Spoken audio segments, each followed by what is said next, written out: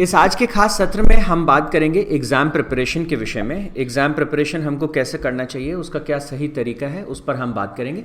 तो कल के सत्र में मैंने थोड़ी सी बात आपसे की थी सेलेक्ट के बारे में, कैसे हमें सेलेक्ट करना चाहिए, क्या चीज़ें हमें सेलेक्ट करने की जो प्रक्रिया है वो स्टूडेंट को रेडी करती है। किस चीज़ के लिए रेडी करती है? स्टूडेंट को खुद को रेडी करती है as a person, as a learner. हम पढ़ाई के लिए कितने तैयार हैं, ये सेट की प्रक्रिया उसमें पूरा हमें हेल्प करती है, काम करती है। सिलेक्शन की प्रक्रिया जो है वो हमें फोकस करने में मदद करती है, हमारे एम को स्पष्ट करती है।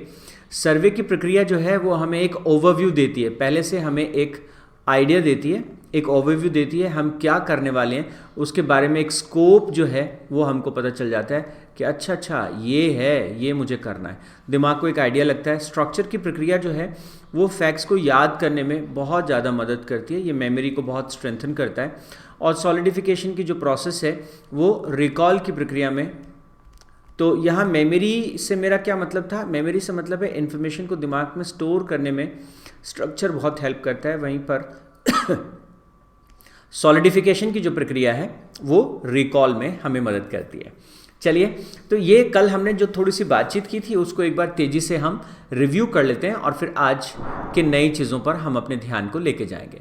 तो सबसे पहले कल हमने बात की थी सेट के बारे में। मैंने आपसे कहा था 5 चीज़ें कल मैंने आपसे चर्चा की थी और वो 5 चीज़ों को एक बार हम देख लेते हैं।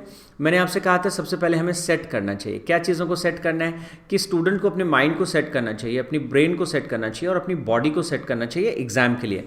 इसके लिए 3 महत्वपूर्ण रूल्स हैं। ये 3 महत्वपूर्ण रूल्स क्या हैं, आप लोगों को एक बार थोड़ा सा याद दिला दूँ, थोड़ा सा हम इसके ऊपर डिस्कशन कर लें तो बहुत ही अच्छा हो जाए। ठीक है, चलिए तो एक एक करके इन 3 चीज़ों के बारे में अगर आप ध्यान देते हैं, फोकस करते हैं तो बहुत अच्छा हो जाएगा।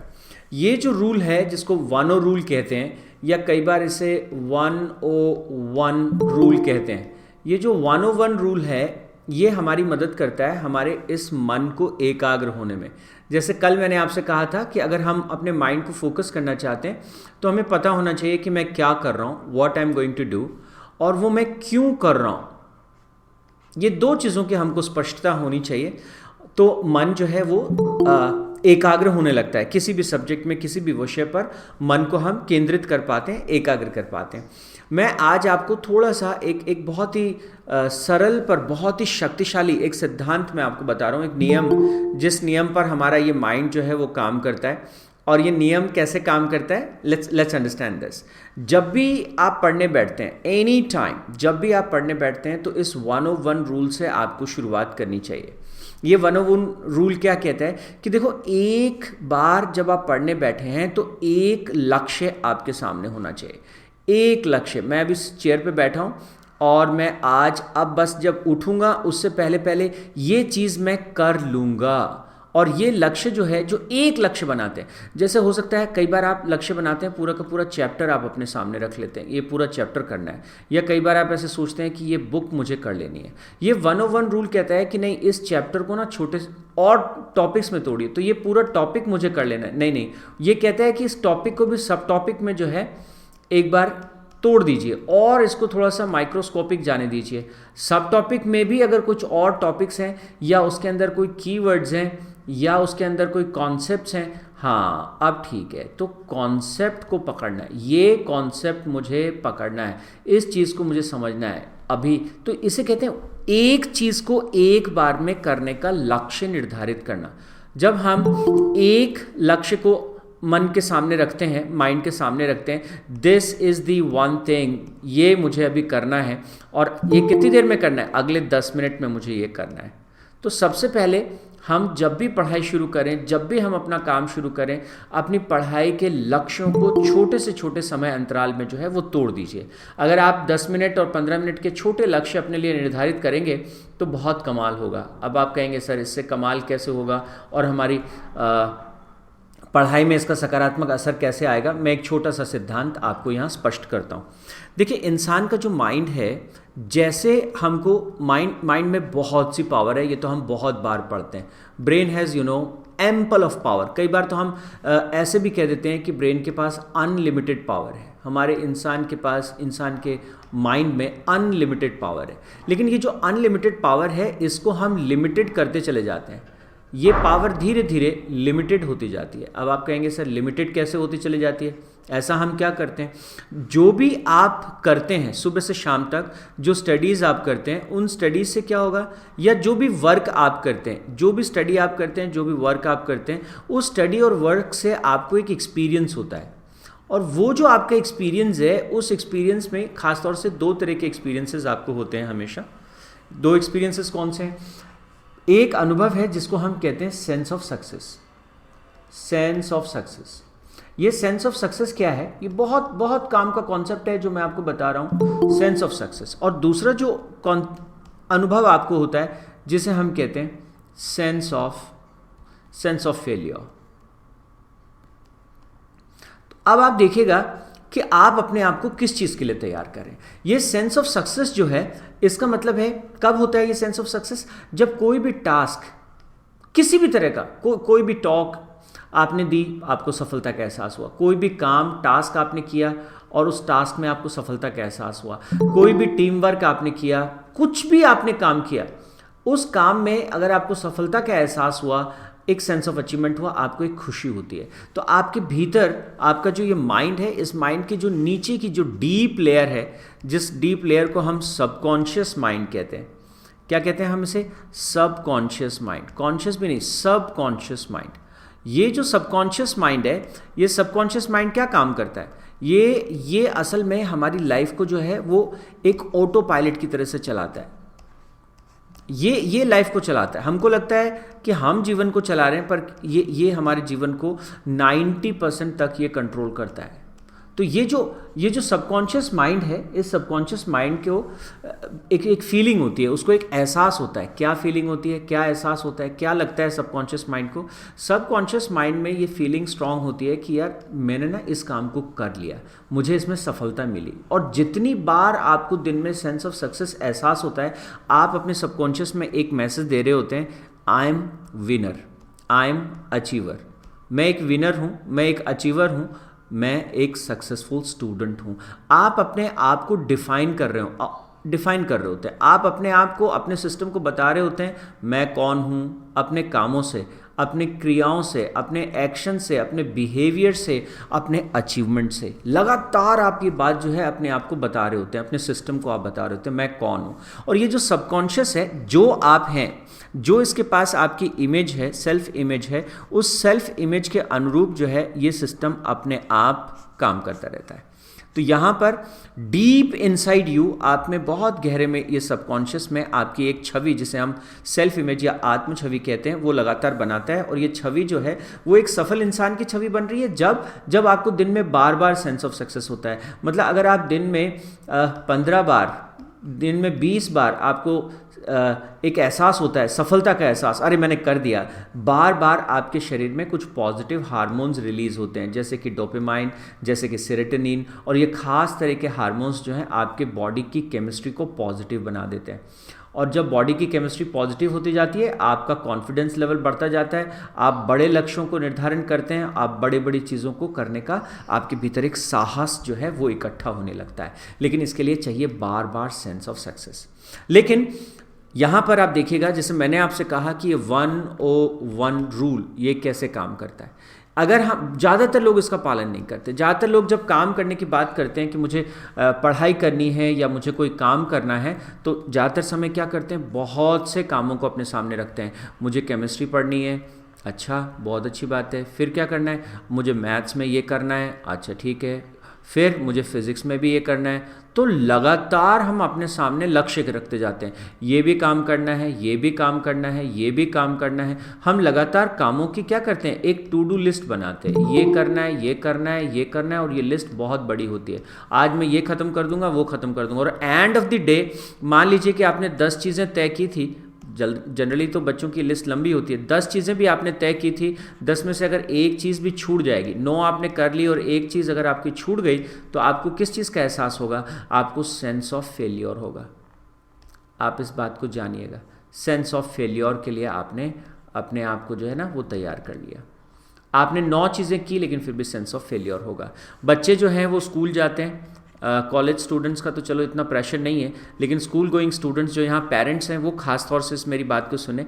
बच्चे स्कूल जाते हैं, 8 क्लासेस उनकी होती हैं, 8 उनके पीरियड्स लगते हैं, और हर टीचर अगर बच्चे को डेली 5 गलतियाँ भी बताता है उसकी कॉपी में, बहुत सा काम बच्चे करके ले जाते हैं, 5 गलतियाँ एक टीचर उसे बताता है, तो हम उसको डेली 8 क्लासेस में हर टीचर 5 गलतियों का एहसास कराता है।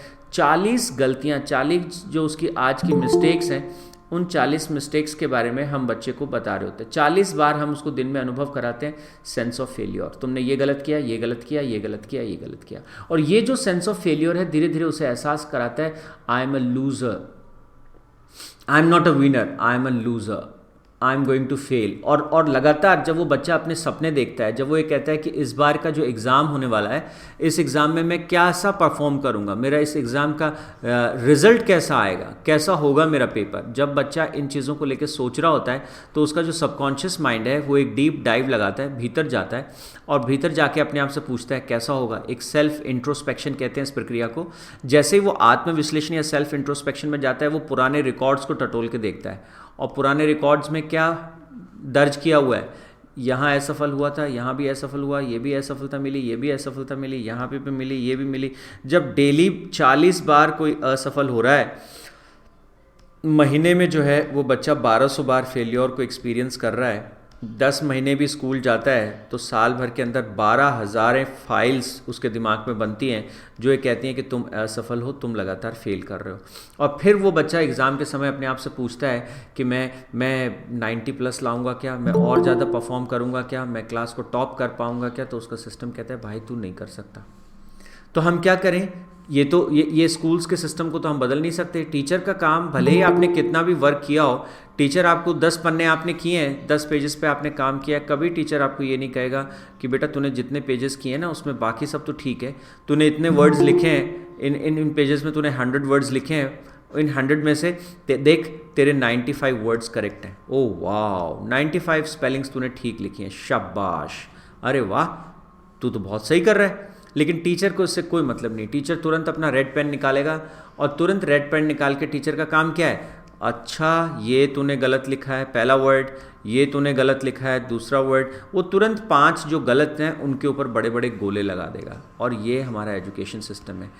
बाकी जो सही लिखा कुछ नहीं, लेकिन ये 5 तेरे वर्ड गलत हैं, तो हम उस गलतियों का उसको एहसास कराते हैं और धीरे धीरे बच्चों को जो है हम फेल्योर की तरफ, सबकॉन्शियसली उनके फेल्योर को हम प्रोग्राम करते हैं। तो ये 101 रूल क्या कहता है आपसे, ये इस इम्पैक्ट को जो है मिनिमाइज़ कर सकता है, ये जो डैमेज हो रहा है बच्चों को। तो मैं पेरेंट्स से भी कहूँगा कि इसका खास तौर से ध्यान रखें, इस एक्सरसाइज को बच्चों को करने के लिए दें। कैसे करना है, इस प्रिंसिपल को कैसे अपनी लाइफ में लाना है, एक बार में एक गोल बनाएं। अभी एग्ज़ाम का टाइम है, अभी हाई टाइम है, एक गोल अपने सामने रखें, एक लक्ष्य अपने सामने रखें। आप अगर टीचर हैं तो भी अपने बच्चों को बताएं कि बेटा एक बार में अपने सामने ऐसा लक्ष्य रखो, मेरे पास ये 10 मिनट का समय है, let's say 10 minutes time, right, और इस 10 मिनट में ये एक वन थिंग है which I am going to do, one thing at a time, one thing I am going to do. जब तक ये चीज़ ख़त्म नहीं हो जाएगी मैं यहाँ से हिल नहीं सकता, I will not move, I will not move. जब तक ये ख़त्म नहीं होगा मैं मूव नहीं करूँगा। 10 मिनट का मेरा लक्ष्य है और आप कोशिश, लक्ष्य 10 मिनट का अपने आप को तब दें जब आपको लगता है कि हाँ ये 8 मिनट में ही मैं ख़त्म कर लूँगा। और अब आपने क्या किया, 10 मिनट उस पर लगाया, आप हिल डुल नहीं सकते, आप उसमें कुछ नहीं कर सकते, अब आपने क्या किया, डन, मैंने कर दिया। अब आपका दिमाग जो है इसे कंसिडर करेगा एक सक्सेस के रूप में। भले ही ये एक छोटी सफलता है, लेकिन हर सफलता जो है वो एक सफलता ही होती है। सबकॉन्शियस को फ़र्क नहीं पड़ता कि छोटी सफलता है कि बड़ी सफलता है, वो उसको एक सफलता के तौर पे दर्ज करेगा। अब आपने जैसे ये सफलता प्राप्त हुई, खट देखिए मैं एक और सफलता के लिए अपने आप को तैयार करता हूँ, फिर से मैं अपने आप को 10 मिनट का जो है एक लक्ष्य देता हूँ करने के लिए। और अब आप अपने दूसरे लक्ष्य के ऊपर काम कर लीजिए, ये भी अचीव हो गया। तो अब आपको क्या है, क्या करना है, टू डू लिस्ट बनाने की ज़रूरत नहीं है आपको बैठ के कि मुझे ये करना है। आपको तो बनानी चाहिए क्या, सक्सेस लिस्ट बनानी चाहिए, सक्सेस लिस्ट। ये सक्सेस लिस्ट क्या होती है, मैंने ये कर दिया, this is what I did, oh wow, ये कर दिया। इससे क्या है, एक पॉजिटिविटी, एक सकारात्मकता, एक कॉन्फिडेंस जो है वो आपके अंदर जागना शुरू कर देगा। और यही हमें चाहिए आपके एग्ज़ाम में बेटर रिजल्ट्स के लिए, अच्छे रिजल्ट्स के लिए। ठीक है। तो ये जो रूल था वो मैंने आपको थोड़ा ज़्यादा डिटेल से बताया, आज अच्छे से मैंने इसको समझाया। माइंड को फोकस करने का यही तरीका है, एक बार में हम एक चीज़ पे फोकस करेंगे, एक चीज़ पे हम काम करेंगे, और इसी को हम माइंड सेट करना बोलते हैं, 101 रूल। अब मैं दूसरे रूल पे आता हूँ जिसे कहते हैं ब्रेन 22 रूल। कैसे करें भाई? ब्रेन को हमें इफेक्टिव तरीके से यूज़ करना है। जब तक हम ब्रेन को इफेक्टिव तरीके से यूज़ नहीं करेंगे तब तक पढ़ाई कैसे करेंगे? आप सबने एक चीज़ को एक्सपीरियंस किया होगा जिसे हम कहते हैं brain fog. I don't know, बच्चों को ये टर्म आपने सुनी है क्या? वैज्ञानिक ब्रेन फॉग कहते हैं। ब्रेन फॉग की स्थिति क्या होती है? यह अनिर्णय की स्थिति होती है। आप थकान का अनुभव करते हैं, आप जो है वो लैक ऑफ मोटिवेशन का अनुभव करते हैं। लैक ऑफ मोटिवेशन समझते हैं क्या आप? मन नहीं है भाई पढ़ने का, बिल्कुल मन नहीं कर रहा, हो ही नहीं रहा मेरा मन। हाँ, लैक ऑफ मोटिवेशन, पढ़ाई का लैक ऑफ मोटिवेशन। या फिर आप अनुभव करते हैं यार फ्रेंड के साथ थोड़ी सी बातें कर लें, थोड़ा सा किसी फ्रेंड के साथ चले जाएं, बैठ जाएं उसके साथ। या आप एक्सपीरियंस करते हैं कि सेल फ़ोन खोल लूँ, अगर कॉलेज का स्टूडेंट है, फ़ोन के ऊपर सोशल मीडिया साइट्स पे या कुछ देख लेता हूँ, और कुछ नहीं तो यूट्यूब खोल लेता हूँ। तो लगातार जो है वो कुछ ना कुछ ऐसी चीज़ें, ध्यान भटक गया, या कुछ नहीं तो थोड़ी देर ऐसे ही बस सोफा पे बैठ गए, डूइंग नथिंग। अनिर्णय की स्थिति जिसे कहना चाहिए, ये ब्रेन फॉगिंग या ब्रेन फॉग कहलाता है। और ऐसी स्थिति में क्या होता है, आपके सामने आप अनमने से होते हैं, आप में एक्साइटमेंट नहीं है, काम करने का मन नहीं हो रहा है, और कहें तो कहीं ना कहीं एक तरह का स्ट्रेस होता है, भीतर ही भीतर एक स्ट्रेस होता है, और बिल्कुल किसी तरह का हार्डवर्क करने की, किसी तरह की चीज़ करने की जो है वो अंदर जो है वो एक प्रेरणा नहीं होती। और ऐसी स्थिति में कई बार आप किताब लेके बैठ जाते हैं तो आपको कुछ भी समझ में नहीं आता, nothing goes in your mind, कुछ भी समझ नहीं आता। तो ये जो एक स्थिति है ब्रेन फॉग की स्थिति, इससे कैसे निपटें, ये बड़ी खतरनाक स्थिति है। और एग्ज़ाम के तौर पे अक्सर स्टूडेंट जो है वो इसे एक्सपीरियंस करते हैं। अक्सर मैंने देखा है स्टूडेंट्स को कि वो ब्रेन फॉग की इस समस्या से जो है वो उनको जूझना पड़ता है। और एक और चीज़ बता दूं, इस स्थिति में जो है वो एक लैक ऑफ अटेंशन, मतलब आप ध्यान भी नहीं दे पाते किसी चीज़ पे। अगर ये ब्रेन फॉग की कंडीशन है तो आप किसी चीज़ पे ध्यान लगाने की कोशिश करेंगे तो आप ध्यान भी नहीं लगा पाएंगे। तो ऐसी परिस्थिति में हमें क्या करना चाहिए, कैसे हम इससे निकलें, कैसे इस परिस्थिति से बाहर आएँ, क्या करें? तो एग्ज़ाम के समय में इस परिस्थिति से निपटने के लिए एक ख़ास चीज़ का अभ्यास हमें करना चाहिए जिसे हम 22 रूल कहते हैं। इसमें 20 है और इसमें 2 है, 22 रूल, राइट। तो ये रूल कैसे काम करता है थोड़ा सा इसको समझिए। ये रूल कहता है, कल मैंने आपको इसके बारे में थोड़ा बताया था, ये रूल कहता है कि जब भी आप पढ़ाई करते हैं तो 20 मिनट में, पहला जो 20 मिनट है, इस 20 मिनट में आपका ब्रेन जो है अपनी जो स्टोर्ड एनर्जी है उस स्टोर्ड एनर्जी को खर्च कर देता है। और जब ये स्टोर्ड एनर्जी ब्रेन की खर्च हो जाती है तो हमें 20 मिनट के बाद एक ब्रेक लेना पड़ता है। और ये जो ब्रेक है ये ब्रीदिंग ब्रेक होता है। इस ब्रेक में हमें ब्रीदिंग करना चाहिए, और डीप ब्रीदिंग करना चाहिए हमें। कितनी देर के लिए? कम से कम 2 मिनट्स के लिए, कम से कम। If it is more than 2 minutes, it is 3 minutes, 4 minutes, it is always good, but lack of 2 minutes will not work. So if you are doing exam preparation and you are into your serious studies, after every 20 minutes, अगर आप brain fog से बचना चाहते हैं, आप मानसिक थकान से बचना चाहते हैं, पढ़ाई से मन नहीं हटे, अनमनापन या एकाग्रचित आप नहीं हो पाए, ध्यान के भटकने से आप बचना चाहते हैं, तो आपको इस नियम का पालन करना चाहिए। ये क्या कहता है आपको? 22 रूल सेज दैट जब भी आप पढ़ाई करते हैं, कोई भी चीज़ आप पढ़ाई कर रहे हैं, इवन मैं तो कह रहा हूँ कि हम बड़े लोग भी, पेरेंट्स भी अगर किसी बुक को पढ़ रहे हैं, टीचर्स किसी बुक को पढ़ रहे हैं, तो बुक को पढ़ते पढ़ते हर 20 मिनट के बाद आपको 2 मिनट का पॉज लेना चाहिए, और उस 2 मिनट में आपको डीप ब्रीदिंग करना चाहिए।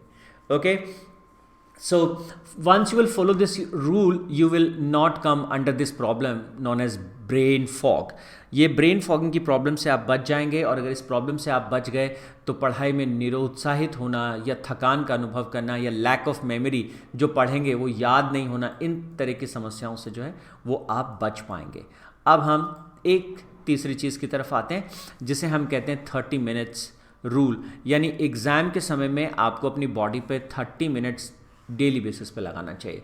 किसी न किसी तरह की जो फिज़िकल एक्टिविटी है, उस फिज़िकल एक्टिविटी में आपको 30 मिनट का समय, चाहे वो रनिंग है, जंपिंग है, एक्सरसाइज करना है, एरोबिक्स है, डांस है, स्ट्रेचिंग है, किसी भी तरह की एक्टिविटी हो, लेकिन अगर आधे घंटे से कम आप फिज़िकल एक्टिविटी कर रहे हैं पर डे के ऊपर, तो जो आपकी मेंटल एक्टिविटी का लेवल है वो क्या हो जाएगा, वो डिप हो जाएगा, डाउन हो जाएगा, उसकी जो इफेक्टिविटी है वो डाउन हो जाएगी। तो you give your self 30 minute every day. तो आप पेरेंट्स भी बच्चों को ध्यान रखें, पढ़ाई पढ़ाई पढ़ाई पढ़ाई नहीं, डेली बेसिस पर उनको ध्यान रखना है। तो ये सेट की प्रक्रिया थी जिसको मैंने आज आपको थोड़ा और ज़्यादा अच्छे से और बेहतर तरीके से मैंने आपको समझाया है, और ये तीनों सिद्धांतों का आपको पालन करना है। अब हम थोड़ा सा सर्वे की प्रक्रिया को एक बार और तेज़ी से समझ लेते हैं, और सर्वे की प्रक्रिया में हमें कैसे काम करना है। मैंने 2 तरह के सर्वे के प्रोसेसेस के बारे में कल आपको बताया था। एक मैंने कहा था सिलेक्शन, और सिलेक्शन में मैंने कहा कि माइक्रो सिलेक्शन और मैक्रो सिलेक्शन। ये माइक्रो और मैक्रो सिलेक्शन क्या है? माइक्रो सिलेक्शन का मतलब है कि हर पढ़ने जब आप बैठ रहे हैं तो अगले 10 मिनट आप क्या पढ़ेंगे, क्या पढ़ना है उसका निर्धारण कर लेना, उस लक्ष्य को बना लेना, ये 10 मिनट रूल। ताकि मैंने जो अभी माइंड के लिए आपको बताया था, ताकि आप 10-10 मिनट के जो लक्ष्य हैं उनको निर्धारित करें, उन लक्ष्यों में आप पढ़ाई करें, और जब आपको सक्सेस होगी, बार बार जब आपको सेंस ऑफ सक्सेस होगी, तो आपका कॉन्फिडेंस और एकाग्रता जो है वो और बढ़ती चली जाएगी। ठीक है, तो ये हम 10 मिनट रूल डिस्कस कर चुके हैं। मैक्रो सिलेक्शन क्या कहता है, इसको हम डे बिफोर रूल भी कहते हैं। मैक्रो सिलेक्शन का मतलब ये होता है कि जो भी आपको पढ़ना है आपके सामने स्पष्ट होना चाहिए, कम से कम 3 सवालों के जवाब। आपको एक पेपर देखते ही एक पेज पे जैसे आपकी नज़र पड़े, आपको पता चल जाना चाहिए कि इस मंथ मुझे क्या पढ़ना है। मंथली गोल्स, ये बहुत ज़्यादा ज़रूरी है। इस महीने मुझे क्या क्या पढ़ना है, और ये एक उसी मतलब दूसरे पेज पे, जैसे आपकी एक और पेज अगर आप पलट लें अपनी नोटबुक का और उस पेज पे एक झलक डालें, तो आपको दिख जाना चाहिए कि इस वीक मुझे क्या क्या पढ़ना है। और अगर आप वहाँ पे थोड़ा सा और देखें तो अगले पेज पे आपको दिख जाना चाहिए कि मुझे आज के दिन में मुझे क्या क्या पढ़ाई करनी है टुडे। अगर इन 3 सवालों के जवाब आपके पास रिटन में हैं, लिखित में हैं, तो आप समझ लेना कि आपके 90+ मार्क्स आने वाले हैं। हमेशा अगर ये 3 चीज़ें आपके पास नोटबुक में लिखी रहती हैं, every day every time, and you keep updating these informations again and again, this one simple practice can help you to get very good marks, like getting success in all the competitive exams. ये minimum expectation है। Macro selection says day before rule, जो bare minimum आपसे expectation है वो क्या है कि रात को सोने से ठीक पहले, स्लीप से ठीक पहले आपको कम से कम पेपर पे लिखा हुआ होना चाहिए कल के दिन में मैं क्या करने वाला हूँ। तो जो मैंने आपसे 3-3 घंटे के जो ब्लॉग्स बताए थे, इन सारे ब्लॉग्स में अगले दिन के जो ब्लॉग्स हैं, कौन से ब्लॉग में आप क्या पढ़ाई करने वाले हैं, कौन सी किताब आप पढ़ने वाले हैं, कौन से नोट्स आप पढ़ने वाले हैं, कौन से टॉपिक्स आप पढ़ने वाले हैं, इनका गोल सेटिंग, इनका लक्ष्य जो है आपके नोटबुक में लिखा हुआ होना चाहिए। ये मुझे सुबह 6 से 9 करना है, ये मुझे सुबह 9 से 12 के बीच में पढ़ना है, ये मुझे जो है 12 से 3 के बीच में पढ़ना है, 3 से 6 जो है मैं कल शाम को खेलने जाऊंगा तो मैं यहाँ पढ़ाई नहीं करूँगा, और ये चीज़ मुझे 6 से 9 के बीच में पढ़नी है। एवरीडे बेसिस पे सोने से पहले कम से कम, अ डे बिफोर रूल कहता है कि अगर कम से कम अपने को अगले दिन के जो 8 पहर हैं, अगले दिन के जो 3-3 घंटे के जो स्लॉट हैं, उनमें आप क्या करने वाले हैं, 8 क्वाड्रेंट्स में आप क्या करने वाले हैं सोने से पहले एवरी डे विदाउट फेल। ये एक छोटी सी हैबिट जो है वो आपको एक ऑर्डिनरी स्टूडेंट से एक्स्ट्रा ऑर्डिनरी स्टूडेंट बना देगी, क्योंकि आप अपने ब्रेन को रात को इंस्ट्रक्शन दे रहे हैं, आपका माइंड को पहले से ये क्लैरिटी है, बॉस कल अपने को ये करना है, और अगले दिन फिर आपने क्या किया, कितना आपने कर लिया। अगर आपसे कुछ छूट गया तो आप अपने आप से सोचें कि इसमें क्या बाधा आई, क्यों ये काम छूट गया, क्यों ये काम नहीं हुआ, और फिर अगले दिन जो है जब आप दोबारा अपनी लिस्ट बनाएं तो आप ये देखें कि ये सेम प्रॉब्लम्स आपको कल नहीं आए, इसके लिए आप क्या प्रिकॉशंस लेंगे। तो you are becoming proactive every day. पहले से इस समस्या के आने से पहले ही आपको पता है, क्योंकि डेली आप जब आत्मनिरीक्षण करते हैं तो आपको पता होता है क्या चीज़ आने वाली है और क्या नहीं आने वाली है। तो ये सिलेक्शन की प्रक्रिया को कैसे अप्लाई करना चाहिए पढ़ाई में, मैं आज एप्लीकेशन बेसिस पे आपको सारी चीज़ें दे रहा हूँ। हाउ, कल मैंने सिद्धांतों के बारे में बताया, आज मैं आपको ज़्यादा बता रहा हूँ how to apply all these principles in your daily learning processes. Survey की जो प्रक्रिया है वो क्या कहती है, 2 सिंपल सिद्धांत इसके हैं। पहला सिद्धांत क्या कहता है, see everything everyday rule. See everything everyday का मतलब होता है कि आप दिन में कोई भी एक समय, 20 मिनट का समय, 30 मिनट का समय, एक ऐसा समय का एक विंडो जो है वो आप अपने लिए बना दीजिए, टाइम विंडो। और इस समय में आपको कुछ नहीं करना। सिंपल टास्क क्या है, आपकी जितनी भी बुक्स हैं, ऑल बुक्स, उनको आप एक टेबल पे रखिए और सारी बुक्स के पेजेस को ही फ्लिप कर दीजिए। बस पन्ने पलटते रहिए। थोड़ा अगर आपका कहीं मन करे कि हाँ थोड़ा कुछ देखना है, थोड़ा कुछ आगे करना है, just flip the pages, highlights पढ़ दीजिए, ग्राफ पढ़ दीजिए, चार्ट थोड़ा सा देख लीजिए, कोई डायग्राम है उसे देख लीजिए, कोई लिस्ट है वो देख लीजिए, कोई न्यूमेरिकल है वो देख लीजिए, कोई फार्मूला लिखा है, कोई डेफिनेशन लिखी है, कोई कीवर्ड लिखा है, कुछ बोल्ड में लिखा है, हर तरह की कोई चीज़ें जो आपको दिखाई देती हैं, मेन इन चीज़ों को बस एक बार आँखों में से निकालना है। Just have a view, just see it. So see everything everyday rule says, जब आप डेली 30 मिनट 20 मिनट इस एक्सरसाइज को डिवोट करते हैं तो आपके ब्रेन को डेली बेसिस पर एक सिग्नल मिल जाता है। डेली बेसिस पर वो आप अपने आप को जो है एक क्विक एनालिसिस कर लेता है। और वो क्विक एनालिसिस क्या कहता है, मैं कितने पानी में हूँ, मैं कितना कर चुका हूँ, मुझे कितना करना है। तो आप लगातार अपने ब्रेन को जो है वो इंस्ट्रक्शन जो है वो देते हैं और ये इंस्ट्रक्शन जो है वो आपको इसे तैयार करने में मदद करते हैं। एवरीडे बेसिस पर आप जो है उसे अपना एक बाउंड्री देते हैं, अच्छा ये मेरा सिलेबस है। और जैसे जैसे आप अपने आप को इस चीज़ के लिए सेंसिटाइज करते जाते हैं, सेंसिटाइज जैसे जैसे आप करते जाएंगे क्या होगा, जैसे जैसे आप ऐसा करेंगे एक बड़ी कमाल की घटना घटती है। मैं आपको एक छोटा सा एग्जाम्पल यहाँ देता हूँ। मान लीजिए कि आपको एक खास ब्रांड की आपको एक कार खरीदनी है और कई बार क्या होता है कि वो कार आपके माइंड में सेट हो जाती है, अच्छा मैं इस ब्रांड की ये पर्टिकुलर गाड़ी खरीदूंगा, लेट्स से कोई से भी गाड़ी। आपने कहा कि XUV खरीदनी,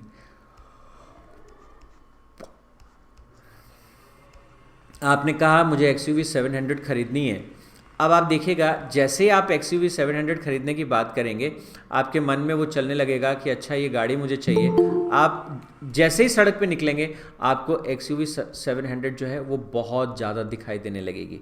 आप में से कितने लोगों के साथ ऐसा हुआ है, ज़रा एक बार मुझे टेक्स्ट में बताएंगे क्या? कितने लोग इस चीज़ को एक्सपीरियंस कर चुके हैं? जब भी आप पहले से सोच लेते हैं अरे ये मैं करने वाला हूँ, अच्छा तुरंत देखना आपको वो चीज़ दिखाई देने लगती है ना ब्रिजमोहन जी?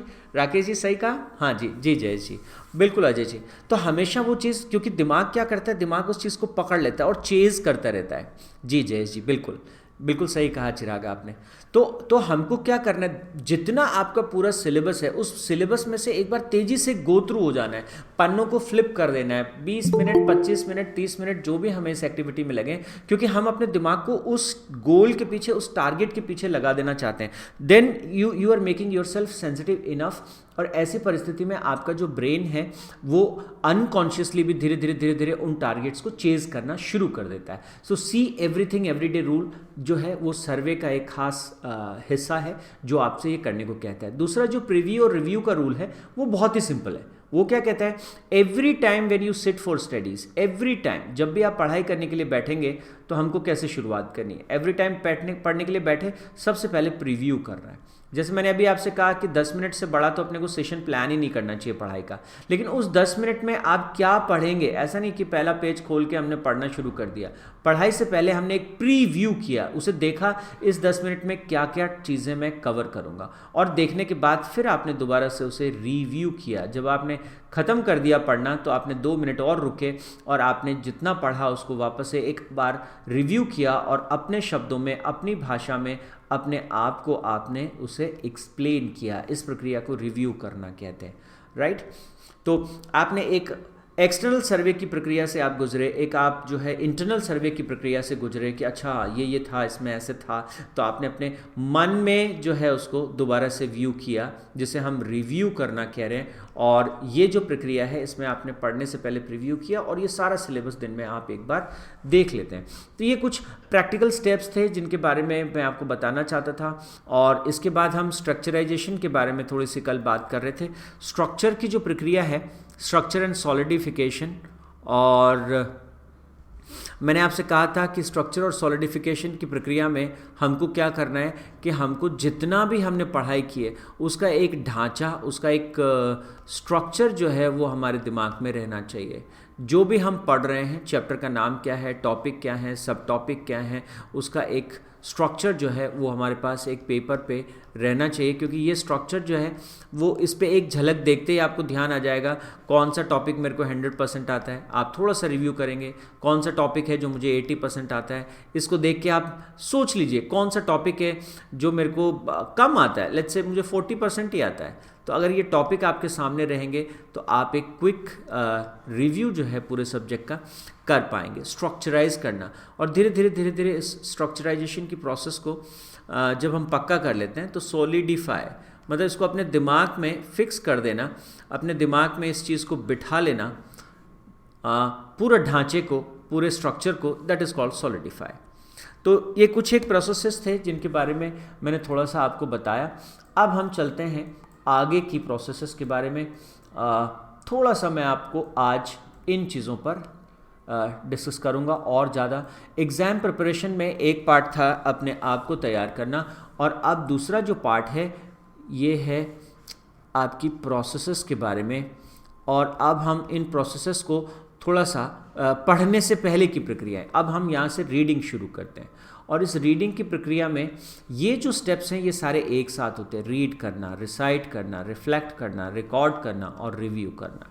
और यहाँ पे बहुत से स्टूडेंट्स को पता है कि अगर हमको कंपटीशन में या एग्ज़ाम में हमको बहुत अच्छा स्कोर करना है तो हमको नोट्स बनाने चाहिए। लेकिन स्टूडेंट्स को प्रॉब्लम कहाँ आती है कि अरे नोट्स तो बनाने चाहिए, लेकिन नोट्स बनाते कैसे हैं, नोट्स बनाने का कोई साइंटिफिक तरीका है क्या? तो वो साइंटिफिक तरीके की उनको जानकारी नहीं होती, और ज़्यादातर स्टूडेंट जो है वो लीनियर नोट्स बनाते जाते हैं। और जब आप लीनियर नोट्स बनाते हैं, जो भी आपने नोट्स बनाए उन नोट्स को पढ़ना या फिर आपकी अपनी किताब में से पढ़ना, बहुत ज़्यादा फ़र्क रह नहीं जाता। और बहुत सारे लोग तो नोट्स बनाने के बाद उनको कभी रिवाइज़ भी नहीं करते। तो यहाँ पर लेट्स अंडरस्टैंड नोट्स बनाने की एक साइंटिफिक टेक्निक मैं आपको बताता हूँ, पढ़ाई करने का एक साइंटिफिक तरीका मैं आपको बताता हूँ। जब भी आपके सामने आप पढ़ने बैठेंगे तो किन दो चीज़ों से आप शुरुआत करेंगे, लेट्स अंडरस्टैंड।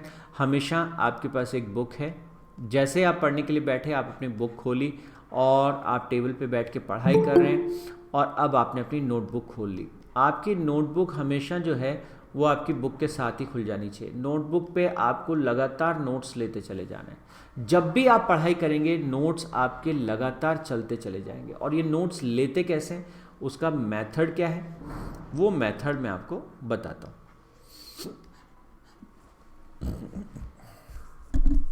नोट्स बनाने का जो सबसे शानदार मेथड है, उस मेथड को जो है हम कॉर्नेल नोट्स के नाम से जानते हैं। ये कॉर्नेल नोट्स जो मेथड है, इसमें क्या क्या हमें करना पड़ता है और कैसे हम करते हैं, इसी प्रक्रिया को मैं आपको थोड़ा विस्तार से यहाँ बताता हूँ। हमेशा हमें जो हमारी नोट्स हैं उनके उस पेपर को हमें हमेशा 2 हिस्सों में बांट लेना चाहिए। इसे मैं कहूँगा पार्ट 1, और ये जो हिस्सा है पेपर का ये है पार्ट 2। 2 हिस्सों में ये जो लाइन है ये बड़ी इंपॉर्टेंट है, ये लाइन जो है ये बड़ी इंपॉर्टेंट है।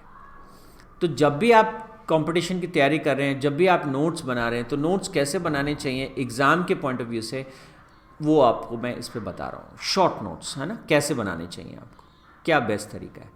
सबसे पहली बात, जब भी हो रहा है, कभी भी आप पढ़ाई कर रहे हैं, किसी भी चीज़ के लिए जब भी आप स्टडी कर रहे हैं, और स्टडी करते समय आप पेरेंट खास तौर से ध्यान रखें, टीचर्स भी ध्यान रखें, अगर बच्चे का पेन खुला नहीं है और पेपर पे वो कुछ लिख नहीं रहा है पढ़ते समय, तो आप समझ लीजिए कि वो टाइम ख़राब कर रहा है। That is for sure. क्यों टाइम ख़राब कर रहा है? द रीज़न बीइंग कि वो अगर बिना पेन और पेपर के बैठ के पढ़ाई करेगा तो 7 डेज के बाद जितनी पढ़ाई उसने की है उस पढ़ाई का 3% भी उसके दिमाग में रुकेगा नहीं. He will forget everything else. 97% जो है वो दिमाग से निकल जाता है और विद इन 7 डेज निकल जाता है. आप ध्यान दीजिएगा इस बात पे. विद इन 7 डेज 97% जो है वो चीज़ें, वो डेटा हमारे दिमाग से निकल जाता है. केवल 3% हमारे दिमाग में रहता है. तो फिर हम क्यों इतनी मेहनत करें? तो हम कैसे पढ़ाई करें और कैसे नोट्स बनाएं एग्ज़ाम के समय में कि हमारा जो टाइम है उसका मैक्स रिजल्ट हम ले सकें, मैक्सिमम रिजल्ट हम उसका ले सकें. तो उस मैक्सिमम रिजल्ट को लेने के लिए ये नोट्स की तरीका, ये नोट्स बनाने का साइंटिफिक तरीका मैं आपको बता रहा हूँ. तो इसमें क्या क्या चीज़ें हैं ध्यान दीजिए. Number 1, record. तो मैंने अभी आपसे कहा हर चीज़ को रिकॉर्ड करिए. और रिकॉर्ड कैसे करना है? कंसाइज स्टेटमेंट्स में रिकॉर्ड करना है. हम बहुत बार जो टीचर ने बोला एज इट इज़, कुछ बच्चे उसको कॉपी कर देते हैं. कई बार जो किताब में हमने पढ़ा उस किताब को as it is as it is as it is जो है वो छाप दिया, तो उसको हम नोट्स बनाना नहीं कहेंगे. That is going to be not बेकार, मतलब this is going to be a disaster. तो नोट्स बनाने के लिए हम क्या करें कि जो कंसाइज स्टेटमेंट्स हैं, जो कीवर्ड्स हैं, है ना, उन कीवर्ड्स को हमको यहाँ इस वाले पार्ट 2 वाले कॉलम में हमेशा लिखते चले जाना चाहिए. सारे इंपॉर्टेंट चीज़ें, keywords, concise words, short words जो है वो हमको यहाँ पे लिख देने चाहिए. तो हम एक तरफ इस पेपर पे क्या करते हैं, कीवर्ड्स हम लिखते हैं, राइट. और कीवर्ड्स के साथ साथ अगर हम इसको थोड़ा पिक्टोरियल बना दें, कीवर्ड्स के साथ हम इसमें थोड़ा पिक्चर्स भी डाल दें, तो ये और इसमें जान आ जाती है. Keywords and if it is little more you know pictorial in nature. और ये सारे कीवर्ड्स जो हैं वो आपस में एक दूसरे से कैसे कनेक्टेड हैं, तो अगर हम इनके कनेक्शंस को भी दर्शा सकें, ये एक दूसरे में कैसे कनेक्टेड हैं, अगर वो भी हम दर्शा सकें, तो ये हुआ रिकॉर्ड करने की प्रक्रिया. जो भी आप पढ़ाई कर रहे हैं, जो भी आप तैयारी कर रहे हैं, इसमें जहाँ कहीं भी यू आर गेटिंग स्टक, अरे यार ये मैं चीज़ मुझे लग रहा है ना मैं भूल जाऊँगा, जो भी, तो then decided to record down. और रिकॉर्ड करने के लिए मैंने कहा क्या यूज़ करना है, कीवर्ड्स को यूज़ करना है. पिक्टोरियल डायग्राम्स आप बना सकते हैं, हाँ, आप उनके साथ लगातार you go like that record की प्रक्रिया में. लेकिन साथ ही साथ ये आप इस पेपर पे और क्या कर रहे हैं, रिसाइट. रिसाइट का क्या मतलब होता है वो जरा थोड़ा सा हम देख लेते हैं कि आप यहाँ पर जो रिकॉर्ड कर रहे हैं, जो नोट्स बना रहे हैं, उन नोट्स को बनाते समय, लिखते समय आपके दिमाग में जो क्वेश्चन उठ रहे हैं, उन क्वेश्चंस को कॉलम 1 में हमेशा लिखते रहना चाहिए. जैसे मैं अगर यहाँ आपको कीवर्ड्स पे समझा रहा हूँ तो आपके मन में यहाँ एक क्वेश्चन आ सकता है और उसको तुरंत यहाँ लिख दें, कीवर्ड किसे कहते हैं. फिर मैंने आपको यहाँ समझा दिया पिक्टोरियल नोट्स बनाने चाहिए. अच्छा भाई ये पिक्टोरियल नोट्स क्या होते हैं, है ना, तुरंत यहाँ पे आपने क्वेश्चन मार्क बना लिया अगर आपको ध्यान नहीं है. तो मैंने आपसे कहा कि हमेशा स्टडी करनी चाहिए, तो स्टडी के समय क्या पेपर और पेन हमेशा खुले रहने चाहिए, बुक हमेशा खुली रहनी चाहिए. तो ये क्वेश्चंस को जो है पैरेलली हम क्या करते हैं, ड्राफ्ट करके वो चलते हैं. तो ये यहाँ पे सेकंड वाला कॉलम क्या है, रिकॉर्ड करना है, क्वेश्चन करना है, हमें पूछना है, राइट. और फिर रिसाइट करने का मतलब होता है उसे वापस बताना, मेमोरी से उसे बताना. Okay, try to answer that from your memory और इन योर ओन वर्ड्स. ये 2 चीज़ें यहाँ पे इंपॉर्टेंट हो जाती हैं. ठीक है, तो सबसे पहले हम इंपॉर्टेंट तथ्यों को, इंपॉर्टेंट चीज़ों को रिकॉर्ड करते हैं. रिकॉर्ड हम उनको कंसाइज स्टेटमेंट्स और कीवर्ड्स में करते हैं. फिर हम क्वेश्चन पूछते हैं और क्वेश्चन जो है वो हम इस साइड में सारे क्वेश्चन लिखते हैं. अब आप मुझसे पूछेंगे यार सर हम बीच बीच में क्यों नहीं लिख सकते, सारे क्वेश्चंस को एक साइड में क्यों लिखना है. लेकिन आप में से कुछ लोग इस बात को बहुत क्विकली समझ गए होंगे कि अगर हमने सारे इस तरह से नोट्स बनाए हैं तो इन नोट्स में देखिएगा अगर लीनियर नोट्स हैं, जैसे ये वाले नोट्स हैं, तो हमको क्या करना पड़ेगा, और आप ये मान के चलिएगा कि इन सारे नोट्स को पढ़ने में हमको ना ज़्यादा नहीं, कितनी 10 मिनट्स लगता है. हमको इस एक पेज को अच्छे से पढ़ने में 10 मिनट्स लगता है. ठीक है, और अब आप देखिए मैंने यहाँ पर जब उसको काटा है, ये जो है ना 1/5 पार्ट है पेपर का. ये कितना पार्ट है, 1/5 पार्ट है. जब मैं इस तरह से नोट्स बनाता हूँ, सारे उससे रिलेटेड क्वेश्चन मेरे जहन में जितने भी आते हैं वो सारे क्वेश्चन मैं यहाँ डिटेल से डाल देता हूँ. अब जब मैं पढ़ूंगा तो मैं पूरा पेज पढ़ ही नहीं रहा हूँ, मैं सिर्फ 1/5 ऑफ द पेज पढ़ रहा हूँ. और 1/5 ऑफ पेज पढ़ने के लिए मुझको टाइम भी कितना चाहिए, 1/5 of the time I need. तो 1/5 ऑफ द टाइम जब मैं लगाऊंगा तो मुझे 2 मिनट में मैं इसे रीड कर पाऊंगा इस पेज को. जब मैं 2 मिनट में इस पेज को रीड कर पाऊंगा तो क्या होगा, अगर मैं वर्बली सारे ये जो क्वेश्चंस यहाँ लिखे हैं इन क्वेश्चंस को अगर मैं रिसाइट कर पा रहा हूँ, अगर इनके जवाब दे पा रहा हूँ, फटाफट जवाब दे पा रहा हूँ, तो 2 मिनट बाद मेरा इस पेज का रिविजन खत्म हो जाएगा and I will go to the next page of my notes. और अगर मैं ऐसा नहीं कर पा रहा हूँ तो क्या होगा, देन आई विल गो, तो मैं यहाँ फर्दर डिटेल्स में जाऊँगा और तब मैं डिटेल्स को देखूँगा। आप मेरी बात समझ गए ना? This is how it is going to be. इसके बाद जो अगला पड़ाव है, तो ये क्या करता है, ये आपकी जो रिवीजन का टाइम है उसको 5 गुना मतलब फास्टर कर देता है, 5 टाइम्स फास्टर हो जाती है आपकी रिवीजन करने की स्पीड, जो कि बहुत ज़्यादा है। 5 गुना स्पीड बढ़ने का मतलब आप शायद कल्पना करिए कि जो बच्चे 5 दिन में रिवाइज कर पाते हैं, 5 डेज जिस चीज़ को रिवीजन करने में आपको लगते हैं, उस चीज़ को आप 5 दिन में 5 बार रिवाइज कर लेंगे या उसको आप एक ही दिन में रिवाइज कर लेंगे। तो ये स्ट्रैटेजी खासतौर से कंपटीशन एग्जाम्स में सिविल सर्विसेज की तैयारी करने वाले बच्चों के लिए बहुत कारगर टेक्निक होती है। Every time your note should be like that, ताकि आप रिवीजन के समय जो है अपने कॉम्पिटिटर्स से आगे निकल सकें। इसलिए एग्जाम स्ट्रैटेजीज जो है वो बहुत हेल्पफुल होती हैं। इसके बाद देखिएगा, आपने रिसाइट किया, आपने जवाब दिए, फिर रिफ्लेक्ट की प्रक्रिया आती है। और रिफ्लेक्ट क्या है, रिफ्लेक्ट में यहाँ पर ये जो यहाँ पे आपने नोट्स डाल दिए मेन में, रिफ्लेक्शन का आपने एक पॉइंट बनाया, आपने रेड पेन से थोड़ा सा बना के, और वहाँ पे इसकी रेलेवेंस को डिस्कस कर सकते हैं। ये जो इसमें फैक्ट्स हैं, कहाँ से क्वेश्चन बन सकता है, किस तरह के क्वेश्चन बन सकते हैं, इसमें किस तरह के प्रिंसिपल्स पे बेस्ड ये सिद्धांत हैं, कौन सी थियरीज़ हैं, क्या हैं, इनको हम कहाँ अप्लाई कर सकते हैं, इसके ऊपर कितने मार्क्स के क्वेश्चन आते हैं। वहीं पर इस पेज पे ही आप एक साइड में एक डेडिकेटेड स्पेस इसके लिए लगा सकते हैं, और उस एक या कई बार ऐसा गोला हाईलाइट करके उसमें आप एक छोटा सा रिफ्लेक्शन की मेन की चीज़ें आप जो है उसमें डाल सकते हैं। रिव्यू का मतलब है कि आप अपने इन पेजेस को जो है टाइम टू टाइम जो है वो रिफ्लेक्ट करते चले जाएं, टाइम टू टाइम इनको देखते चले जाएं, दैट इज़ कॉल्ड रिव्यू। तो एक बार मैं ये कहता हूँ कि जो भी आपने नोट्स बनाए, ईच वीक जितने आपके नोट्स हैं, हर सप्ताह जो है उनको एक बार देख लेना चाहिए। तो ख़ास तौर से सैटरडे और संडे का टाइम, मैं हमेशा अपने स्टूडेंट्स को कहता हूँ, सैटरडे और संडे के समय कोई भी नई चीज़ आपको नहीं पढ़नी है। इन्हीं नोट्स को आपको जो है सैटरडे और संडे को, जितने नोट्स अब तक आपने बनाए सबको हमें इस विधि से बनाना है, और इस विधि से उनको हमें रिवाइज करते चले जाना है। ठीक है। और एक और छोटी सी बात है, ये पेज को हमने 2 टुकड़ों में तोड़ा, लेकिन हमने यहाँ एक छोटा सा सीक्रेट आपके लिए बचा के रखा है। पेज के हमेशा नीचे की जो 4 लाइनें होती हैं उनको छोड़ देना चाहिए, ये वाली 4 लाइनें। और यहाँ पर जो आपने ऊपर नोट्स बनाए, लेटर ऑन जब ये नोट्स आपको करीब करीब याद हो जाते हैं, तो यहाँ लेटर ऑन इन नोट्स की एक शॉर्ट समरी जो है वो हमको यहाँ पे लिख देनी चाहिए। वेरी शॉर्ट समरी जो है वो हमें यहाँ पे लिख देनी चाहिए, और ये शॉर्ट समरी ऐसी हो कि हम इसको 1 मिनट में ही पढ़ लें। अब आपको असल बात जो है वो यहाँ से समझ में आएगी कि अगर ये समरी नोट्स भी आपने बनाए तो क्या होगा, आप तुरंत यहाँ से रिवाइज कर सकते हैं। तो आपकी जो स्पीड है वो और ज़्यादा बढ़ जाती है। जब आपके समरी नोट्स बहुत अच्छे बने हुए हैं तो जिस पेज को रिवाइज करने में आपको 10 मिनट लगते हैं, उस पेज को आप 1 मिनट में जो है वो रिवाइज कर सकते हैं। यानी आपके जो कॉम्पिटिटर्स हैं उनसे आपकी रिवीजन की स्पीड जो है वो 10x हो जाती है। वो जितना काम 10 दिन में करते हैं उतना काम आप 1 दिन में कर पाते हैं। और यही एडेड एडवांटेजेस हैं। मैं आपको बता रहा हूँ कि जो बच्चे किसी भी कंपटीशन एग्ज़ाम को टॉप करते हैं, या वो बच्चे जो कंपटीशन एग्ज़ाम में फेल हो जाते हैं, उन सब लोगों में जो फ़र्क है वो इन स्ट्रैटेजीज़ का फ़र्क है। वो अपने तरीके ऐसे होते हैं कि वो आपसे जो है वो आगे निकल जाते हैं। आई होप आपको बात समझ में आई होगी।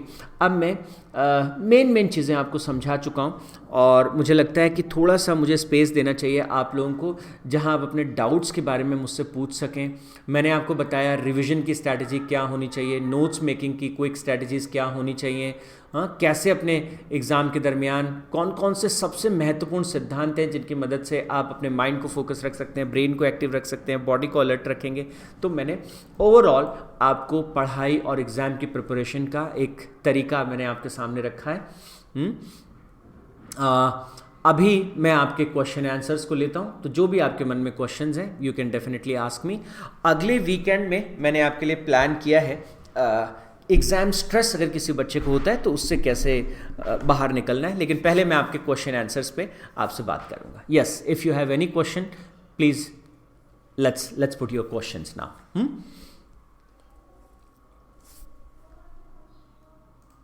पूरी प्रोसेस पे कहीं पर भी आपके कोई क्वेश्चन है तो आप मुझे बताइए, और अगर आपको जो भी मैंने बताया उसमें से कोई बात आपको समझ में नहीं आई, आपको कोई इस पर डाउट है, तो अपन उसको भी डिस्कस कर सकते हैं। एनीथिंग। हाँ सर, मैथ की स्टडी कैसे करनी चाहिए? मैथ की स्टडी कैसे करनी चाहिए, ठीक है। मैं एक बार आपको एक क्विक रिव्यू मैथ के बारे में भी देता हूँ। Let me open my board once again. देखिए, जब मैथ्स के किसी भी एग्ज़ाम की आप तैयारी कर रहे हैं तो मैथमेटिक्स में जो सबसे इंपॉर्टेंट बात है, ये सारे रूल्स जो मैंने अभी तक आपको बताया वो एज इट इज़ काम करेंगे। कौन से रूल्स? माइंड को सेट करने का रूल, ब्रेन को सेट करने का रूल, बॉडी को सेट करने का रूल, या फिर मैंने जो माइक्रो सिलेक्शन या मैक्रो सिलेक्शन की बात की, ये सारे रूल एज इट इज़ काम करेंगे। सर्वे का रूल वैसे काम करेगा। सारे रूल्स काम करेंगे, लेकिन एक छोटी सी चीज़ है जो चेंज हो जाएगी। और वो छोटी सी चीज़ क्या है? दो छोटी छोटी चीज़ें हैं जो मैथमेटिक्स में एक अलग डायमेंशन आपको देती हैं। पहली चीज़ क्या है? Let's understand that. मैथ्स में हमेशा सबसे पहले आपको ये देखना चाहिए कि मेरा जो करंट लेवल है वो क्या है। करंट लेवल, इस बात को बहुत अच्छे से आप समझना। बहुत बार क्या होता है, कोई स्टूडेंट जो है वो पढ़ रहा होता है 8th क्लास में, लेकिन उसका मैथमेटिक्स का जो मतलब जो उसको क्लैरिटी होती है मैथ के कॉन्सेप्ट्स को लेकर, वो क्लैरिटी होती है 6th स्टैंडर्ड या कई बार 5th स्टैंडर्ड की। तो अगर किसी स्टूडेंट को जो क्लैरिटी है वो 5th और 6th स्टैंडर्ड की है और वो कोशिश कर रहा है 8th क्लास की मैथ पढ़ने की, तो उसको हमेशा प्रॉब्लम आने वाली है, उसको दिक्कतें आने वाली हैं। तो सबसे पहली चीज़ है कि अपना जो लेवल है मैथमेटिक्स का, उसको हम पहले क्लियर करें और अपने लेवल के हिसाब से मैथमेटिक्स को पढ़ना शुरू करें। तो हम यहाँ स्कूल में भी, शाना इंटरनेशनल स्कूल में भी, हर बच्चे का जो मैथ का लेवल है उस लेवल को हम ट्रैक करते हैं। पहले हम उन बच्चे को टेस्ट करते हैं और टेस्ट में ये पता लगाते हैं कि इस बच्चे का अभी करंट लेवल क्या है, और फिर जो उसका करंट लेवल है उस करंट लेवल से फिर हम उसको मैथ्स पढ़ाते हैं। तो इन क्लासेस को हम फाउंडेशन क्लासेस कहते हैं, और इन फाउंडेशन क्लासेस में जो है बच्चे को उसके लेवल के हिसाब से, ना केवल मैथ बल्कि हम लोग लैंग्वेज भी, इंग्लिश भी इसी तरह से करते हैं। एक चीज़ तो ये। दूसरी चीज़ जो मैथमेटिक्स में काम करती है उसको हम कहते हैं क्वांटाइजेशन। क्वांटाइजेशन का क्या मतलब है? क्वांटाइज करना। क्वांटाइज करने का मतलब ये होता है, कोई भी चैप्टर आपने पढ़ा, उस चैप्टर के बाद अपने आप से एक सवाल पूछिए, इस चैप्टर में कुल कितने कॉन्सेप्ट्स थे? इस चैप्टर में कुल कितने कॉन्सेप्ट्स थे? मैंने एक चैप्टर पढ़ा, इस चैप्टर में कितने कॉन्सेप्ट्स थे, या इसमें कितने फॉर्मूले थे, है ना? तो कितने फॉर्मूले हैं, कितने कॉन्सेप्ट्स हैं, इसको क्वांटाइज करना। आपको लेट्स से बाद में पता चला कि इसमें 6 चीज़ें थी पूरे चैप्टर में जो मुझे समझनी चाहिए थी। ओके, इन 6 चीज़ों को फिर आपको क्या करना चाहिए? उसका एक लिस्ट बना लेना चाहिए।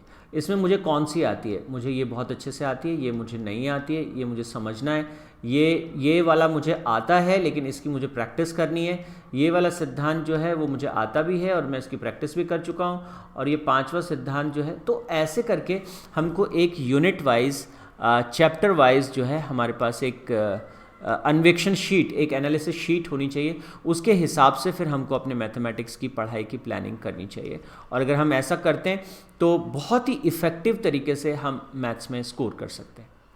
Got it? Yes sir. चलिए, तो अभी दूसरा सवाल लेते हैं। अगला सवाल किन का है? Let's focus on that. एक सेकेंड। हाँ जी,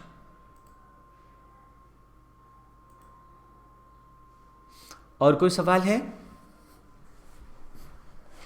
ठीक है, तो अभी कोई क्वेश्चन नहीं है किसी के माइंड में, कोई बात नहीं। एक बार quick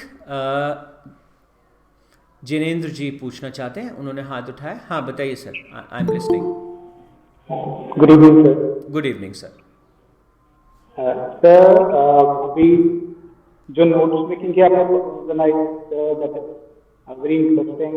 I want to bring it into practical use, but जैसे अभी बोर्ड एग्जामिनेशंस है अराउंड द कॉर्नर, तो इस टाइम पे will it be useful to start preparing notes because we have already studied everything sir, what will be your advice on revision this time? हाँ, आपका question मैं summarise करूं. आपने कहा कि बोर्ड एग्जाम की तैयारी के लिए रिवीजन कैसे करें. Is that you are asking? Yes, sir. Because notes making at this time will be useful if we start now. Okay, notes sorry, board के एग्जाम का रिवीजन कैसे करें. Is it the question? Yes, sir. Yes sir. Okay okay okay, ठीक है. तो मैं वापस आपको वहाँ लेके जाता हूँ उसी स्क्रीन पे. बोर्ड के एग्ज़ाम की तैयारी या उसका रिवीजन हम कैसे करें. बहुत सिंपल है. खैर, मैंने आपको बताया this is the best strategy, लेकिन यहाँ पर एक छोटी सी कैसे रिवीजन करना चाहिए ये बहुत बहुत अच्छे से मैंने आपको एक्सप्लेन किया. लेकिन यहाँ पे एक छोटी सी प्रॉब्लम ये है कि अभी स्टूडेंट्स के पास इस तरह से तो उन्होंने नोट्स ही नहीं बनाए साल में. और जब उन्होंने इस तरह से नोट्स नहीं बनाए तो फिर वो इस तरह से कैसे रिवीजन करेंगे. That's a very true thing. ठीक है, तो हम जो है, लेकिन क्योंकि अब आपको आइडिया हो गया है तो ये जो एडवांस साइंटिफिक मेथड है इससे हम नोट्स बनाएंगे. लेकिन क्योंकि अभी हमारे पास ये नोट्स नहीं है तो हम रिवाइज कैसे करें. देखिए, हर स्टूडेंट को सबसे पहले अपने जो सब्जेक्ट्स हैं उन सब्जेक्ट्स में उसका फोकस होना चाहिए सबसे पहले कंटेंट लिस्ट पे. जो सब्जेक्ट की कंटेंट लिस्ट है, बहुत बार स्टूडेंट क्या करते हैं, हम सारे चैप्टर्स पे हम इक्वल एक ही तरीके से टाइम देते हैं. सारे के सारे चैप्टर्स को हम इक्वल टाइम देते हैं और उससे बहुत गड़बड़ होती है. तो कंटेंट लिस्ट सबसे पहले स्टूडेंट को तैयार करनी चाहिए. और कंटेंट लिस्ट में ये चैप्टर 1 है, ये चैप्टर 2 है, ये चैप्टर 3 है, और जो उसके चैप्टर्स हैं और उन सारे चैप्टर्स में कौन कौन से टॉपिक्स हैं उनकी भी एक लिस्ट यहाँ बन जाए. और उसके बाद में इस लिस्ट पर स्टूडेंट को क्या करना चाहिए, मेरे को चैप्टर 1 का ये टॉपिक 1 क्लियर है, इसका टॉपिक 2 मुझे क्लियर है, इसका टॉपिक 3 जो है वो मेरा 40% ही क्लियर है, ये मुझे नहीं आता है, या इसका जो टॉपिक नंबर 4 है वो मुझे ख़राब है. सबसे पहले स्टूडेंट के पास एक क्विक डेटा शीट होनी चाहिए. स्टेप 1 इसको हम कहते हैं डेटा शीट. तो ये जो डेटा शीट है ये स्टूडेंट के सामने एक क्लैरिटी लाती है, बोर्ड के बच्चे के सामने, कि यार मुझे करना क्या है, मेरी स्ट्रेंथ कहाँ है और मेरी वीकनेस कहाँ है. ये सारे के सारे चैप्टर्स में, लेट्स से कि बच्चे की साइंस की बात कर रहे हैं, हम 10th क्लास की साइंस की बात कर रहे हैं, तो 10th क्लास की साइंस में उसने डिवाइड किया केमिस्ट्री और बायो और फिज़िक्स, और फिज़िक्स के बाद में एनवायरमेंटल साइंसेस. ठीक है, तो उसने कहा कि केमिस्ट्री के ये 4 चैप्टर हैं जो सिलेबस में आ रहे हैं, और इन 4 चैप्टर में ये लिस्ट है, ये सारे टॉपिक्स हैं इन 4 चैप्टर के. इन सारे टॉपिक को एक सबसे पहले डेटा शीट, ये टॉपिक आता है, ये नहीं आता, ये आता है, ये नहीं आता, ये आता है, ये नहीं आता है. सबसे पहले हर चैप्टर की, हर सब्जेक्ट की एक डेटा शीट बच्चे को अपने पास तैयार कर लेनी चाहिए. Once this data sheet is ready, उसके बाद में कैसे रिवाइज करें, तो उसके बाद में स्टूडेंट को जो है वो शुरुआत करनी चाहिए क्वेश्चंस के साथ. ये जितने भी टॉपिक्स हैं इन टॉपिक्स पर उसे जो है क्वेश्चंस सेटअप करने चाहिए अपने आप से. जो आजकल तो बहुत से क्वेश्चन बैंक्स भी मिल जाते हैं, तो सबसे पहले हमको जो है वो क्वेश्चन बैंक को लेकर के और एक चैप्टर वाइज क्वेश्चन बैंक को लेकर के, और हमें अपने आप को सेल्फ टेस्ट करना चाहिए. और उस सेल्फ टेस्ट में हमें ये देखना चाहिए कि मेरी वीकनेस कहाँ पर है, और फिर जिन टॉपिक्स पे स्टूडेंट को लगे कि this is where I am lacking behind, यहाँ पर मैं वीक हूँ, उस वीक पॉइंट को लेकर के और उसको ज़्यादा अच्छे से रिवाइज करना चाहिए, उस पर ज़्यादा टाइम लगाना चाहिए, या फिर उस पर्टिकुलर टॉपिक को जो है दोबारा से अगर उसको स्टडी करना पड़े या किसी से उसको दोबारा से समझना भी पड़े तो उधर स्टूडेंट को फोकस करना चाहिए. ज़्यादातर समय बोर्ड के एग्ज़ाम में स्टूडेंट्स जो एक सबसे बड़ी गलती करते हैं वो क्या करते हैं, जो चीज़ उनको अच्छे से आती है, जैसे किसी स्टूडेंट को फिजिक्स अच्छे से आती है, न्यूमेरिकल अच्छे से आते हैं, तो वो बार बार जो है वो न्यूमेरिकल्स को करता रहेगा. और उसको बायोलॉजी से डर लगता है तो क्या करेगा, ना तो बायोलॉजी के चैप्टर पढ़ेगा, उसको वो लगातार पोस्टपोन करता चला जाएगा. तो स्ट्रैटेजी अगर हमको रिवीजन की बनानी है तो रिवीजन की स्ट्रैटेजी में दो इंपॉर्टेंट चीज़ें होती हैं कि भाई मेरे को क्या क्या चीज़ों का रिवाइज करना है और वो रिवीजन में मुझे कितना कितना समय लगाना है, और उसके लिए जो है ये स्टूडेंट को चैप्टर वाइज एक डेटा शीट बना करके और फिर अपना जो प्लान है, अपनी जो स्ट्रैटेजी है वो उसे डिवाइस करनी चाहिए। अगर वो अपनी वीकनेस के आधार पर अपने रिवीजन की स्ट्रैटेजी को चॉक आउट करेंगे तो वो बहुत इफेक्टिव होगी और उसका अच्छा रिजल्ट मिलेगा।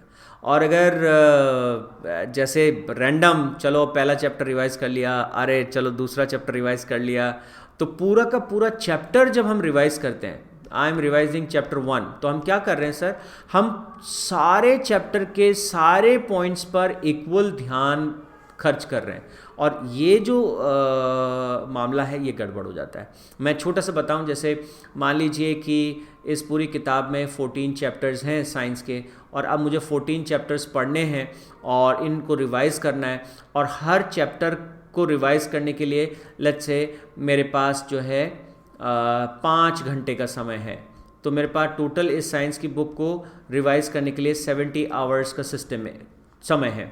अब मैंने एक चैप्टर को 5 घंटे लगाया, ठीक है, काफ़ी है, मैं बहुत अच्छे से रिवाइज कर सकता हूँ, एवरीथिंग इज़ फाइन। लेकिन अब जब क्योंकि एग्ज़ाम पास में आ गई और पता चला कि मेरे पास एक चैप्टर को रिवाइज करने के लिए सिर्फ 2 घंटे का टाइम है और सारा इसको रिवाइज करने के लिए मेरे पास 28 आवर्स का टाइम है, अब क्या करूँ, अब तो टाइम कम पड़ गया। अगर अब ये 2 घंटा बच्चा पूरे के पूरे चैप्टर को रिवाइज करने में लगा रहा है, पूरे हर टॉपिक में, हर सब में थोड़ा थोड़ा टाइम लगा रहा है, तो क्या होगा, जहाँ पर उसकी वीकनेस है वो उसे पता ही नहीं चलेगी, जहाँ पे उसकी प्रॉब्लम है उसको भी वो वैसे देखेगा, जो उसकी स्ट्रेंथ है उसको भी वैसे देखेगा, बच्चे का टाइम वेस्ट हो जाएगा और इसके बहुत अच्छे रिजल्ट्स नहीं आएंगे। तो क्या करना चाहिए कि इस चैप्टर में, इस पर्टिकुलर चैप्टर नंबर 1 में जो मैं भी आपको बता रहा था, इसमें मेरे 3 टॉपिक हैं जो कमज़ोर हैं। इन 3 टॉपिक के ऊपर जो है वो बच्चे को 1.5 घंटे का टाइम लगाना चाहिए। बाकी क्योंकि मुझे पहले से आता है तो 30 मिनट्स में उनको क्विकली रिवाइज़ कर लिया, ये 1.5 घंटा लगाया और बाकी 30 मिनट में जो मुझे आता था मैंने उसको तेज़ी से रिवाइज़ कर लिया। ये हुई डीप जो है रिवीजन स्ट्रैटेजी। ऐसा रिवीजन करने से, इस स्ट्रैटेजी के साथ रिवीजन करने से बच्चा अपने समय का सही सदुपयोग कर पाएगा और सही में जहां उसकी कमज़ोरी है उसको वो इम्प्रूव भी कर पाएगा और बोर्ड में ज़्यादा परफॉर्म कर पाएगा। सो आई थिंक आपको ये थोड़ा सा स्ट्रैटेजी समझ में आई होगी। सारे चैप्टर को इक्वल टाइम देने से बेहतर होता है अपनी वीकनेस को फाइंड आउट करके, उस वीकनेस में मैक्सिमम टाइम डिवोट करके और रिजल्ट पे काम करना। Is that clear?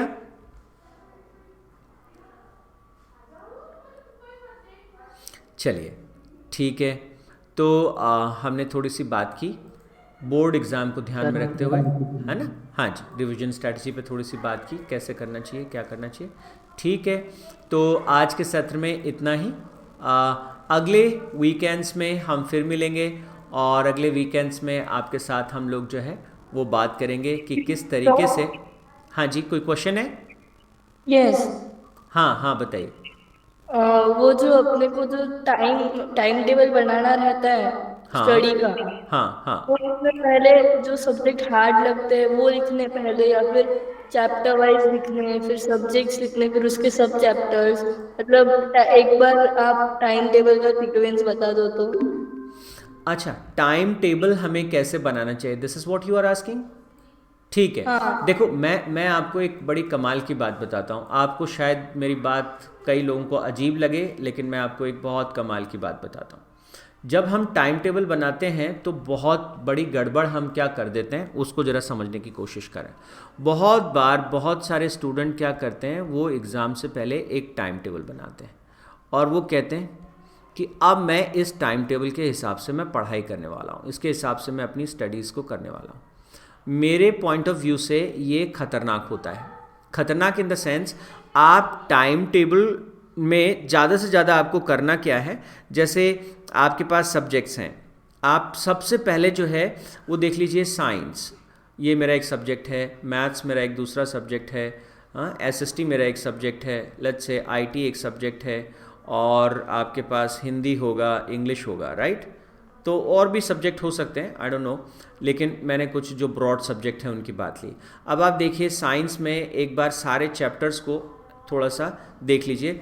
साइंस में मेरे टोटल 14 चैप्टर्स हैं, एक एक पेज पर सबका बना लीजिए।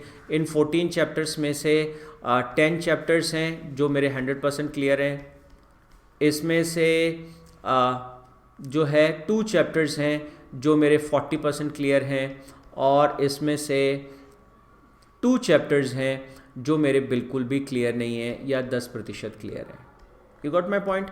तो अब आपको सबसे पहले क्या देखना चाहिए, अगर ये स्ट्रैटेजी है, ये सबसे पहले शीट आपके पास बननी चाहिए। इस शीट के हिसाब से आपने कहा, एक और चीज़ यहाँ पे नोटिस करिए अपने बोर्ड के एग्ज़ाम के पॉइंट ऑफ व्यू से, आप देखिए कि कौन से चैप्टर को कितनी वेटेज है। अगर यहाँ पर ये जो 10 चैप्टर्स हैं इनकी मैक्सिमम वेटेज है, चिंता की ज़्यादा बात नहीं है। फिर आप कोशिश करिए इनको एक बार पहले रिवाइज़ कर लें, उसके बाद आप इनको रिवाइज़ करें, और फिर जो है अगर आपके पास समय है तो इनको भी अच्छे से रिवाइज़ करके इनका भी स्टडी करें। लेकिन कहीं ऐसा ना हो कि आप अपना रिवीजन का सारा समय इन नए चैप्टर्स को पढ़ने में लगा दें और ये जो आपके 10 चैप्टर्स हैं इनका रिवीजन ठीक से हो ही नहीं पाए और इनका जो है वो ज़्यादा वेटेज है एग्ज़ाम में, तो आपको पता चला कि बहुत दिक्कत हो गई, सब प्लानिंग गड़बड़ हो गई। तो सबसे पहली बात, आपका करंट स्टेटस क्या है, अभी आपके कौन से चैप्टर में आपको कितना है। देखिए मैं आपको हमेशा कहूँगा बच्चों, टाइम को प्लान करना एक बात होती है। ज़्यादातर बच्चे क्या प्लान करते हैं, टाइम को कैसे प्लान करते हैं, टाइम टेबल किसे कहते हैं।